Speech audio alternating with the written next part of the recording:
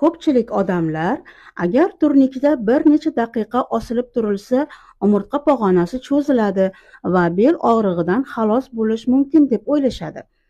Lekin bu noto'g'ri tushuncha. Ba'zi hollarda hatto zararli ham bo'lishi mumkin. Birinchidan, umurtqa pog'onasi S shaklida, ya'ni uni to'g'rilab bo'lmaydi. Ikkinchidan, sizning barcha umurtqalaringiz turli o'lchamlarda, tuzilmalarda va konstruksiyalarda. Shuning uchun ular jismonan bir-biriga nisbatan cho'zila olmaydi.